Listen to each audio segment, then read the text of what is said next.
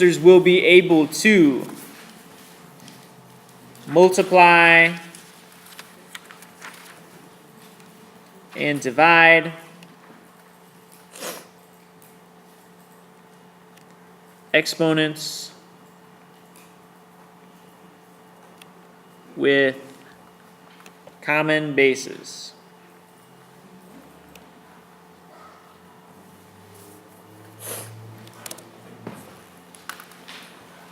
All right. So we're going to look at this first problem. It says 2 to the third times 2 to the fourth. The way that we're going to think about this is we talked about expanded form yesterday, and I said yesterday expanded form was going to be our bread and butter, meaning it was going to be the thing that we used all the time to help us out with these types of problems, with exponent problems. So what I'm going to do here is I'm going to rewrite this 2 to the third in expanded form. How can I rewrite 2 to the third in expanded form? Jaime. 2 times 2 times 2. And I'm supposed to multiply that times 2 to the fourth. How can I rewrite 2 to the fourth in expanded form? Deidre. 2 times 2 times 2 times 2. Now when I look at this, how can I rewrite now this multiplication in exponent form? Tufa. So I count, I have 1, 2, 3, 4, 5, 6, 7, which means that's the same thing as 2 to the 7th, because it's all multiplications of 2. We can rewrite repeated multiplications with exponents, 2 to the 7th. Tufa's already got an idea going on about what's going to happen here. She's come up with a rule all on her own. Now looking at this one, this says x to the 1. Well, that's just x. Times x to the third. That's x times x times x. Now, how can I rewrite this using exponents? Jefferson. X to the fourth power. Do the next one on your own. Show me the expanded form, show me the simplified version.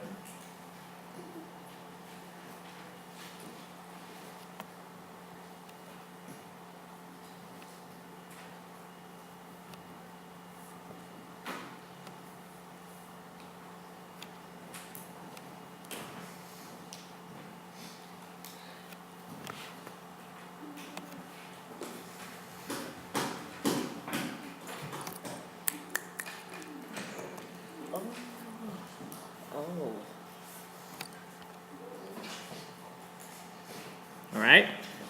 Now, with your partner, take 30 seconds, discuss with your partner. Do you notice any patterns with the exponents when we multiply exponents with common bases? Write a rule in words. So, what I'm asking you to do is with your partner, you're going to take 30 seconds and you are going to write a rule for how you deal with multiplying exponents with common bases. Go.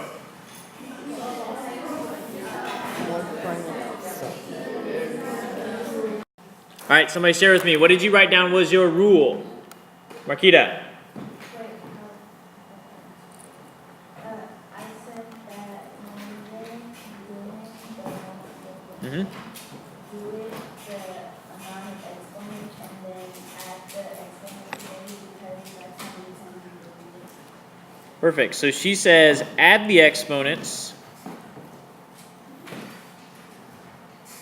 What happens with the base? Perfect. Add the exponents, comma, the base stays the same.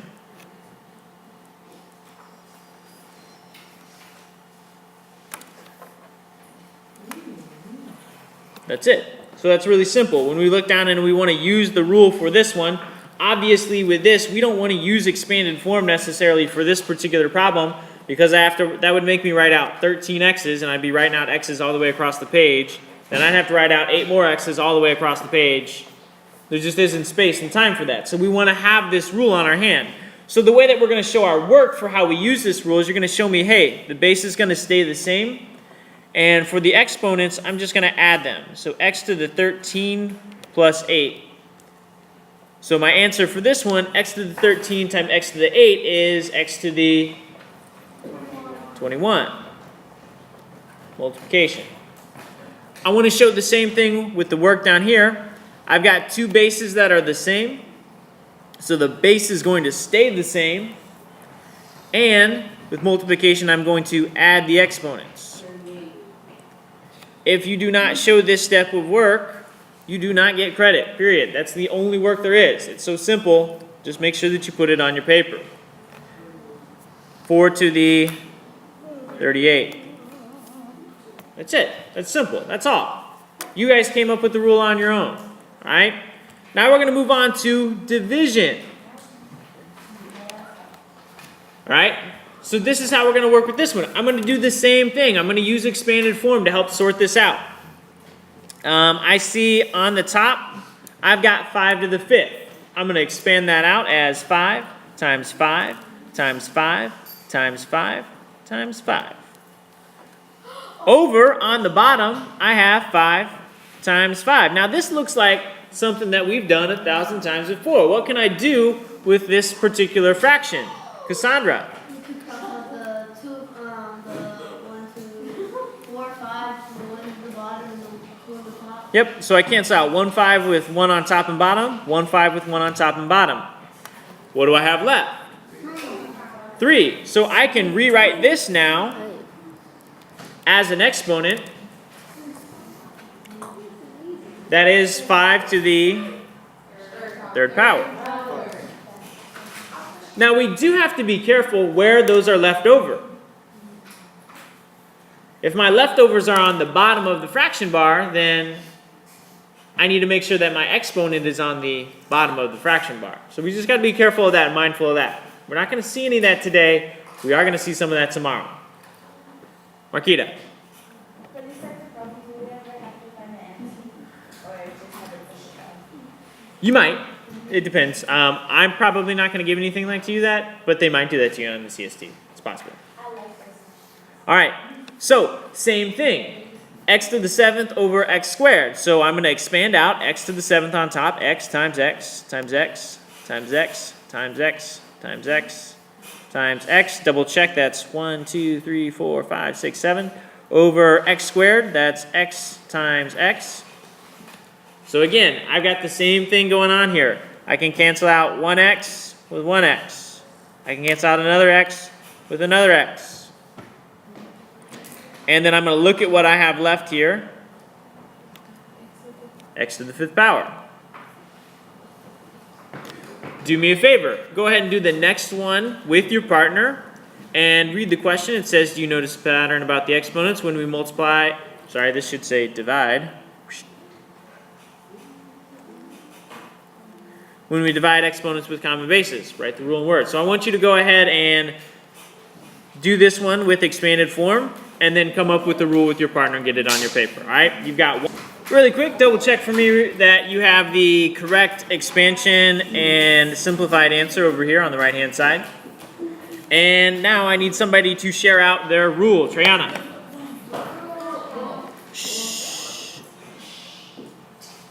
Okay, so my rule is mostly like you have to subtract the exponent. Perfect. Subtract the exponents. And what happens with the bases? It's the same. Basis stays the same.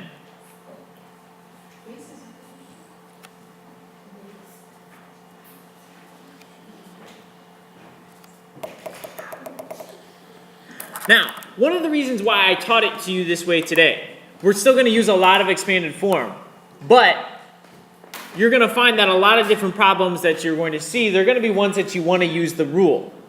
Maybe you remember the rule, maybe you don't. We talked a lot about yesterday how I was not particularly good at memorizing things when I was your age. This is what I would use. I would use a simple example like this. I would just simply remember, okay, something simple like 5 to the 5th over 5 squared. I would use that problem doing expansion, and then I go, oh yeah, the rule is I just need to subtract. Okay? That's all you have to do. And that's going to keep you from memorizing probably 10, 15 different rules in this particular unit. If you can just come up and remember how the rule came about.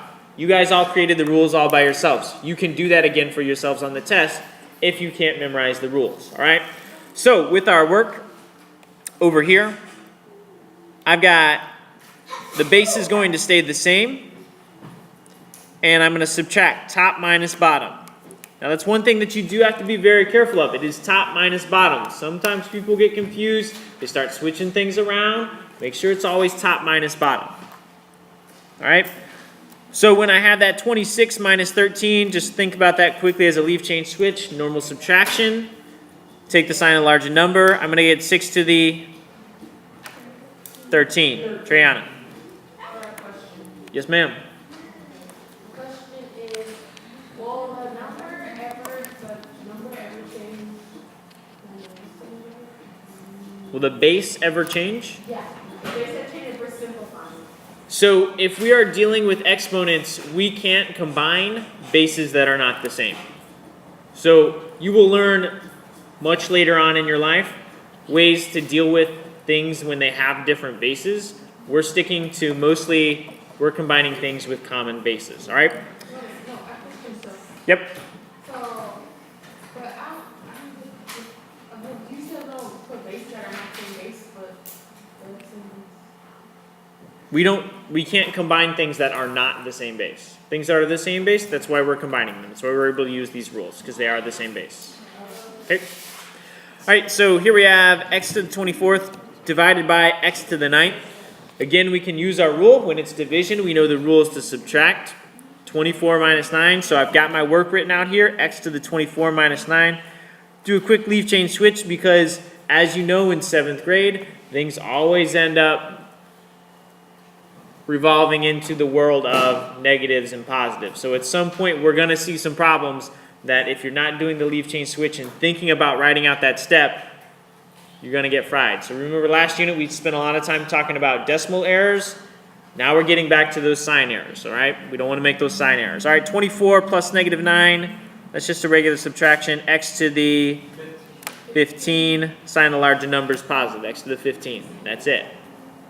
All right? Questions about the work for today? Key points. Adolfo is all over this. I have a question, but okay, Adolfo's going to handle the key points, then he's going to ask a question. both of them or one? Both, that's fine. Okay, what is my, wait, I think you should start next to the rule we wrote on the. Boom. And then also put a star on the second rule we put. Triangle with a square. You know that's my second favorite. Oh, wow. All right, boom. Key points taken care of. Adolfo, you got a question? What are we doing negative right now? Or is that? We are not dealing with negatives today. We will be very soon. Promise. Shh. You might have some on the can do. You might even have some on your together time because I was feeling tricky. Matthew. On these, you have to diagonal. Yes. All right.